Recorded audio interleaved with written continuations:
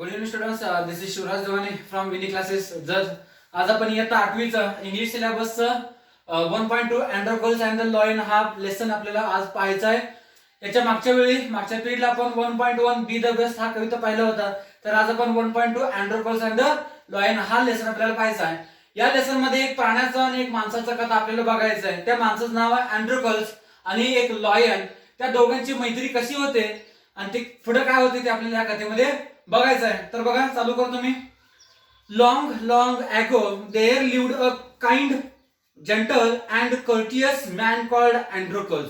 बघा, गोष्ट लिहित असताना एक लक्षात ठेवणं यायचं, ज्यावेळी आपण गोष्ट लिहित असतो, कारण गोष्ट हा इयत्ता 9वी 10वीला 5 मार्कासाठी हा प्रश्न असतो. बघा, राईट अ स्टोरी म्हणून असतं, त्यांनी एक स्टोरी दिली असतं, तो स्टोरी लिहायचं असतं. मग सुरुवात कसं करायचं, प्रत्येक स्टोरी मध्ये एक सुरुवात करत असताना 3 शब्द वापरतात. बघा, लॉंग लॉंग ॲगो किंवा लॉंग ॲगो या पद्धतीने वापरायचं. इथे सुद्धा long long ago there lived a kind gentle and courteous man called Androcles. म्हणजे फार वर्षापूर्वी एक माणूस, दयाळू माणूस, जेंटल माणूस आणि एक सभ्य माणूस, त्याचं नाव आहे अँड्रोकल्स, हा राहत होता. बघा, लॉंग लॉंग ॲगो म्हणजे फार वर्षापूर्वी एक अगदी साधारण माणूस, सभ्य माणूस आणि दयाळू व्यक्ती, त्याचं नाव आहे अँड्रोकल्स, हा व्यक्ती राहत होता.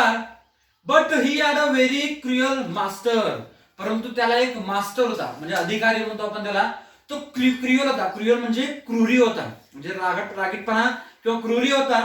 But he had a very cruel master. परंतु त्या अँड्रोकल्सला एक क्रूरी मास्टर होता. In those days kings, nobles and other wealthy main used poor people as there slave. आता फार वर्षापूर्वीचं कथा आहे सांगितलं. बघा, जर आपण फार वर्षापूर्वीचं कथा बघितलं तर त्या कथेमध्ये प्रत्येक राजा दरबारमध्ये बघा, जे गरीब लोक असतात त्या गरीब लोकांना काय करत असतात, त्यांनी स्लेव्हज म्हणून घरामध्ये ठेवत असतात. स्लेव्हज याचा अर्थ गुलामगिरी. बघा, स्लेव्हज याचा अर्थ गुलामगिरी. In those days kings, nobles and other wealthy men. Wealthy म्हणजे श्रीमंत माणूस म्हणतो. म्हणजे पूर्वीच्या काळी राजा किंवा आणखी जे श्रीमंत लोक होते त्यांनी काय करायचे, गरीब लोकांना गुलामासाठी गरीब लोकांना त्यांची काय करायचे, स्लेव्स म्हणून ठेवायचे. Androcles was a slave. त्याच्यामध्ये अँड्रोकल्स हा सुद्धा एक गुलाम होता, म्हणजे गुलामगिरी करायचं. The slaves were forced to work for their master. मग ते काय करायचे, अधिकारी की त्यांच्यावरती फोर्स करायचे, म्हणजे जबरदस्तीने त्यांच्याकडून काय करायचं नाही, काम करून घ्यायचे. They had to do what their masters told they. म्हणजे ते अधिकारी त्यांना काय सांगायचं, कुठलं काम सांगायचं, ते काम त्यांना करायलाच पाहिजे, असं त्यांनी फोर्स करायचे अशा पद्धतीनं. They had no freedom no rights. त्या गुलामगिरी लोकांना कोणतंही फ्रीडम नव्हतं किंवा कोणतंही राईट्स नव्हतं. फ्रीडम याचा अर्थ स्वातंत्र्य आणि राईट्स याचा अर्थ अधिकार. म्हणजे ते गुलामगिरी जे करणारे लोक होते त्यांना कोणतंही स्वातंत्र्य नव्हतं, तर कोणतंही अधिकार त्यांना नव्हतं. Even when they were unhappy with their master they could not leave हिम. अगदी त्यांनी त्या मास्टर सोबत, त्या अधिकाऱ्यासोबत त्यांनी अगदी अनहॅपी होते, दुःखी जीवन जगत होते, तरी सुद्धा त्यांना ते सोडून जाऊ शकत नव्हते. बघा, even when they were unhappy with there masters. अगदी त्यांनी त्यांच्या मास्टर सोबत म्हणजे अधिकाऱ्यासोबत त्यांनी दुःखी होते. दे कुड नॉट लिव्ह हिम. ते मात्र त्यांना सोडू शकत नव्हते, सोडून जाऊ शकत नव्हते.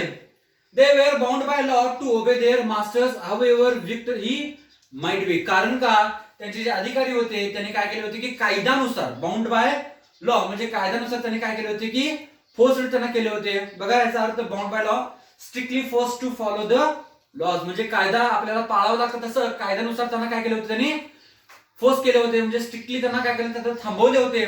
म्हणून जे त्यांनी काम सांगत असतात ते यांना कंपल्सरी म्हणजे करावंच लागत होतं, ते कायदा त्यांच्यावरती होता. पुढे बघा, दुसऱ्या पॅसेज मध्ये Androcles did not like his heartless wicked master. बघा, हार्टलेस याचा अर्थ बघा हृदय नसलेला किंवा दयाळू नसलेला. हार्टलेस याचा अर्थ बघा हृदय नसलेला किंवा दयाळू नसलेला. Androcles did not like his heartless wicked master. अँड्रोकल्सला मात्र त्याचा अधिकारी त्याला आवडत नव्हता, कारण तो विक्ट होता आणि हार्टलेस. विक्ट म्हणजे विचित्र, म्हणजे वाईट व्यक्ती होता आणि त्याला कोणतेही दया नव्हतं, त्याच्यामुळे अँड्रोकल्सला आवडत नव्हता. His master starved his slaves and often whipped them. या ठिकाणी नवीन शब्द बघा, स्टार्वड. स्टार्वड याचा अर्थ उपाशी राहणे. तो मास्टर जो होता, अँड्रोकल्सचा मास्टर, तो मास्टर अँड्रोकसला मात्र जेवण देत नव्हता, त्याला उपाशीच काय करत होता, सोडत होता. His master starved his slaves and often whipped them. तो मास्टर काय करायचा, त्यांच्यावरती क्रूरी वागायचा आणि त्यांना अजिबात जेवण देत नव्हता. Androcles felt that even death was better than serving such a master. अँड्रोकसला असं वाटायचं की याच्यापेक्षा मेलेलंच बरं. बघा, अँड्रोकसला असं वाटायचं की याच्यासाठी काम करायचं काय, की याच्यापेक्षाही मेलेलंच बरं असं त्याला वाटायचं. He kept looking out for a good opportunity. आता या ठिकाणी बघा, लुकिंग आउट हा एक फ्रेझल वर्ब आहे. लुकिंग आउट याचा अर्थ शोधणे. बघा, looking out is a phrasal verb, it means शोधणे, सर्च म्हणतो आपण त्याला. He kept looking out for a good opportunity. तो फक्त चांगल्या संधी मिळण्यासाठी काय करत होता, वाट पाहत होता, शोधत होता.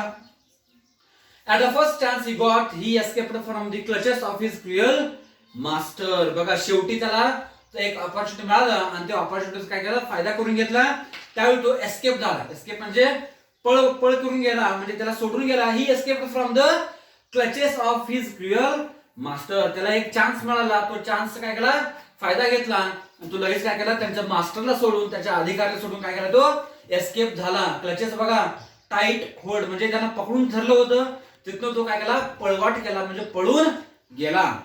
पुढे बघा, तिसऱ्या पॅसेज मध्ये, now although Androcles had thus run away, he was not a coward. बघा, तो नुसता पळत होता, परंतु तो he was not a coward म्हणजे तो भित्रा नव्हता, तो धाडसी होता, तो मात्र भित्रा नव्हता. कोवर्ड याचा अर्थ भित्रा.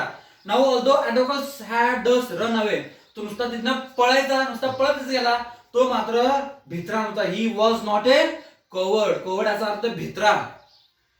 ही टूक शेल्टर इन अ फॉरेस्ट. मग शेवटी तो काय केला, पळत पळत पळत एका जंगलामध्ये घुसला आणि तो जंगलच काय केला, शेल्टर म्हणजे निवारासाठी, राहण्यासाठी तो त्याचा यूज केला. ही टूक शेल्टर इन अ फॉरेस्ट. शेवटी तो जंगलामध्ये येऊन काय केला, तिथं राहिला. ही was not afraid of the wild best that roamed the forest. आता जंगल म्हटलं की आपल्याला माहिती आहे की भरपूर प्राणी त्या ठिकाणी भटकत असतात, तरी सुद्धा तो मात्र त्या प्राण्यांना अजिबात भीत नव्हता. बघा, he was not afraid of the wild beast. Wild beast याचा अर्थ जंगली प्राणी. तो इतका धाडसी होता की त्या जंगलामध्ये जे भटकत होते प्राणी, त्या प्राण्यांना मात्र तो अजिबात भीत नव्हता. He did not mind that he had no roof over his head. त्याला माहिती होतं की त्याच्या डोक्यावरती म्हणजे त्याला घर नव्हतं तिथे राहण्यासाठी, एक छप्पर नव्हतं. त्याला माहिती होतं, ही डिड नॉट माइंड, त्याला काही वाटत नव्हतं. He did not mind that he had no roof over his head. Over his म्हणजे त्याच्या डोक्यावरती कोणतंही रूफ नव्हतं, छप्पर नव्हता, छप्पर नव्हतं, तरी सुद्धा तो जंगलामध्ये एकटाच राहत होता. He was happy that he was free as a bird to go wherever he wished.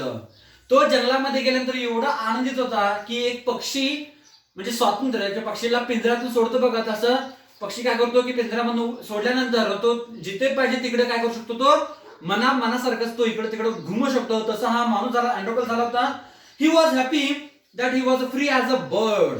म्हणजे हा सुद्धा एवढा आनंद होता, एका पक्ष्यासारखं त्याला कुठं पाहिजे तिथं तो काय करू शकतो, जाऊ शकत होता. बघा, he was happy that he was free as a bird to go wherever he wish. Where म्हणजे कुठे पण, म्हणजे त्याला कुठं वाटतंय तिथं ठेव, पक्षासारखं अगदी आनंदामध्ये तो जाऊ शकत होता. आता त्याला धरणारे कोणी सुद्धा नव्हते, तो एका फ्रीडम झाला होता. पुढे बघा, one day as he was wandering in the forest he suddenly came face to face with a lion. आता मात्र एके दिवशी एक घटना घडतं. बघा, काय घटना घडतं, तर एके दिवशी तो जंगलामध्ये वांडरिंग करत असतो, म्हणजे इकडं तिकडं भटकत असतो. as he was wandering in the forest he suddenly came face to face with a lion. एके दिवशी तो काय करत असतो, जंगलामध्ये इकडं तिकडं भटकत असतो आणि भटकत असताना अचानकपणे तो एका सिंहाच्या समोर म्हणजे फेस टू फेस म्हणजे समोर येऊन पोहोचतो, थांबतो. He suddenly came face to face with a lion. Face to face म्हणजे समोर येऊन थांबतो. His first reaction was to turn and flee. आता साधारणतः आपण एखादं लायन आपण बघितलं किंवा एखादं छोटंसं प्राणी जर आपण बघितलं तर आपण भयभीत होतो आणि मनामध्ये असं भीती वाटते की आपण लगेच पळून जातो. तसं अँड्रोकसला असं वाटलं. हिज फर्स्ट रिएक्शन, त्याचं पहिलं प्रतिक्रिया असं होतं, was to turn and flee. त्याचं पहिलं प्रतिक्रिया असं होतं की आपण इथनं फिरायला पाहिजे आणि फ्ली करायला पाहिजे, म्हणजे पळून जायला पाहिजे असं त्याच्या मनामध्ये येतं. But then he saw that the lion had not moved on seeing him. परंतु त्यावेळी तो बघतो की त्याला बघून सुद्धा but then he saw that the lion had not moved on seeing him. तर लायन त्या अँड्रोकसला बघितलेला असतो तरी सुद्धा तो मुवमेंट करत नसतो, म्हणजे हालचाल करत नसतो, हे तो निरीक्षण करतो. It neither growled nor road. तो जोराने रोड सुद्धा करत नसतो, म्हणजे गर्जना पण करत नसतो आणि त्याच्या चेहऱ्यामध्ये राग पण नसतो. It neither growled nor road म्हणजे तो गर्जना पण करत नसतो आणि म्हणजे जास्त रागाने सुद्धा तो त्या अँड्रोकसकडे बघत सुद्धा नसतो. इनफॅक्ट तर खरोखर सांगायला पाहिजे तर in fact it looked at him piteously as if it was a great friend.